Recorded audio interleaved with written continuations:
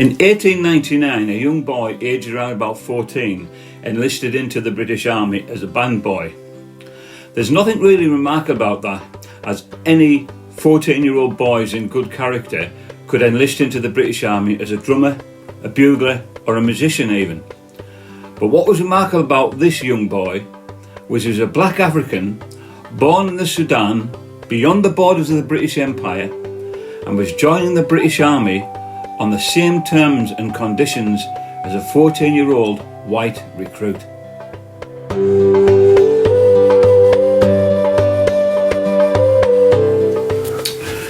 We found ourselves now in the Sudan, and on the 30th of December 1885, the Anglo-Egyptian army and the warriors of the Mahdi state clashed at the Battle of Guinness. The fighting resulted in an Anglo-Egyptian victory, and it also marked the last time the British Army fought in redcoats. The next day, a mounted patrol from the 2nd Battalion of the Durham Light Infantry, commanded by Lieutenant Delisle, he and his men were conducting a mopping up operation along the west bank of the Nile when they came across a nugget being another name for a Nile sailing boat. The boat was full of dervish warriors, and seeing the men from the Durham Light Infantry coming towards them, they fled into the desert and across the Nile itself. As the men from Durham approached their boat, stood in defiance of them was a small boy dressed in dervish warrior clothing, pointing his tiny fingers towards the men that were coming towards him and shouting "Bung Morto," which means death, I think. When Delisle approached the wee boy himself, the boy then stretched out his arms and Delisle picked him up.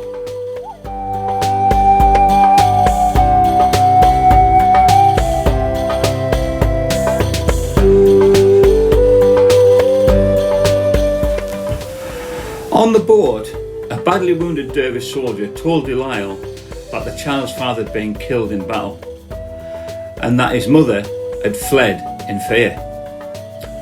He also told Delisle that the child's home was hundreds of miles further to the south in an area called Berber, and that the child's name was Mustafa. After gathering as much information as they could, Delisle handed over the boy to one of his sergeants, a Scot, serving with the Durhams called Sergeant Stewart. Then the patrol rode back to camp.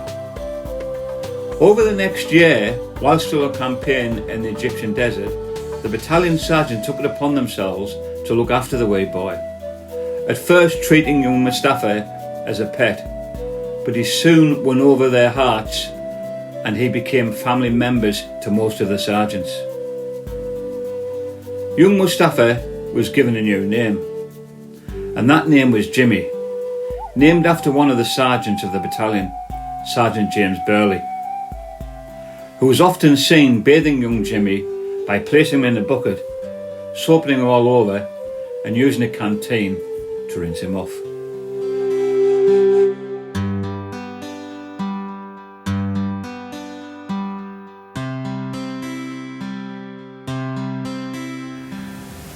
In June 1886, some native women were asked of his age. By this time he could speak English and had the strongest objection of being touched by the nasty black women, as he would call them. In spite of this and his struggle, his mouth was opened and his teeth carefully examined by the two women, who pronounced his age to be around about 18 months. It was then calculated that his birthday would be somewhere around about the 1st of January 1885. To his new English mothers, it must have seemed incredible that a child of 2 could talk Arabic and English, ride a horse bareback to water daily, and sing and dance on barrack room tables.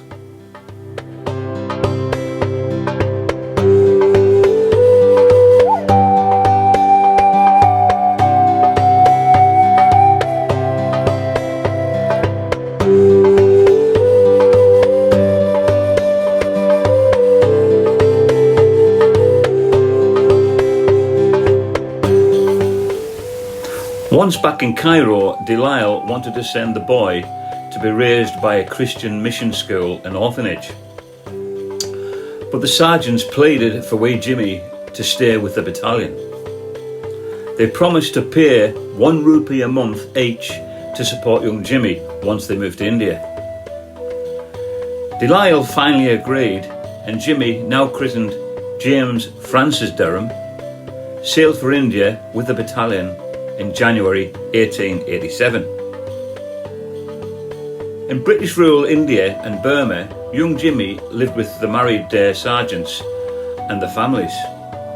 He had a good life, and as the battalion moved from garrison to garrison, he went to school and spent his free time exercising the ponies for the officers' polo club.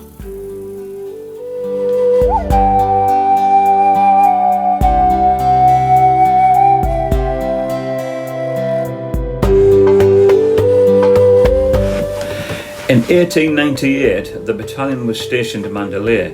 Jimmy, now being around 14, wished he could join the army proper. It was here that James Francis Durham was about to make his mark on British military history by applying to enlist as a boy soldier. However, he was turned down. The British Army had always employed black musicians since the 18th century, and colonial regiments were often black, but no African had been allowed to join the regular army on equal terms with white recruits. Not happy with the decision, Jimmy's application was strongly backed by the sergeants of the battalion and was sent all the way to Queen Victoria. In May 1899, aged about 14 years, Jimmy was given special royal permission to enlist into the Durham Light Infantry and become 6758 boy James Francis Durham. He was now a soldier of the British Army. He joined the battalion, he learned to play the clarinet, he was a champion runner and was a strict teetotaler, and ran the battalion's branch of the Army Temperance Association. Good old Jimmy. Nothing stopped him.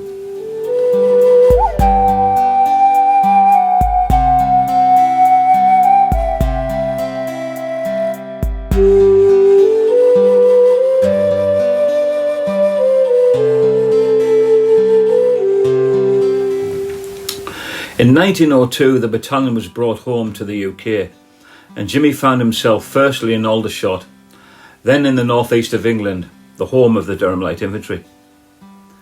He was an active member of the battalion's band. However, the cold and wet climate was daunting for Jimmy, who had only known warm environments. But Jimmy was welcomed by an extended family of former sergeants and serving sergeants, which made him very happy. He lived in and around Darlington, Bishop Auckland and Tyneside. He particularly grew close with the family of Sergeant Robinson, whose daughter Stella he regarded as a sister.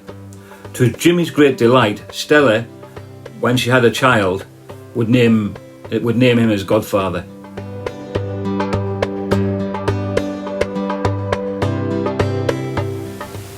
While living in Bishop Auckland, Jimmy met Jane Green, the daughter of a local blacksmith and sister to a quartermaster sergeant of the Durham Light Infantry. Jimmy and Jane fell in love and were married at a Newcastle Register office on the 25th of July 1908.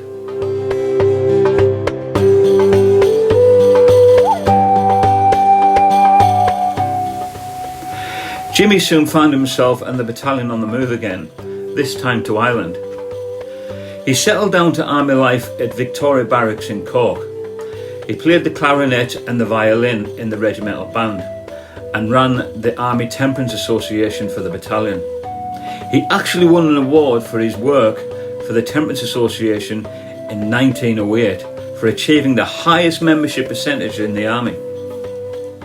As a teetotaler, Jimmy rented rooms for his temperance meetings over in a public house just across the street from the barracks. Some of his colleagues soon realised that attending these meetings would give them the perfect excuse for going to the pub.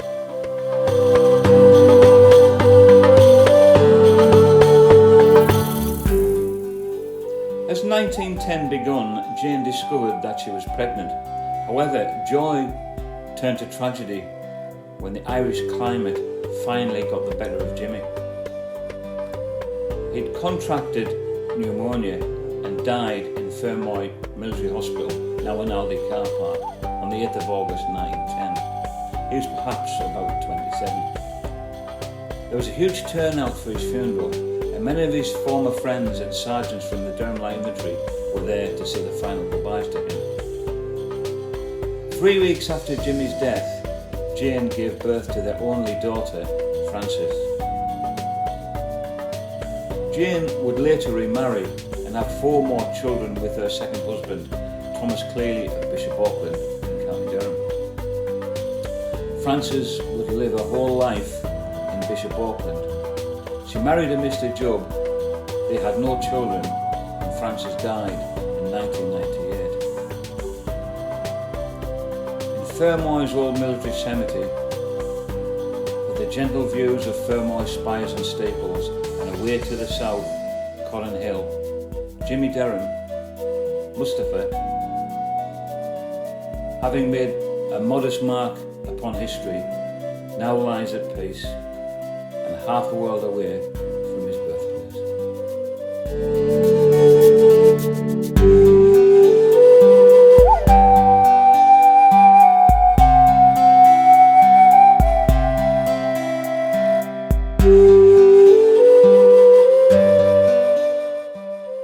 Thanks for watching the video of James Francis Durham. I hope you enjoyed it and I hope you liked it. If so, please give us a like, and if you do like any other of my videos, then please subscribe. I look forward to doing the next one for you. Hopefully it'll be just as interesting as Jimmy's was. Thanks again.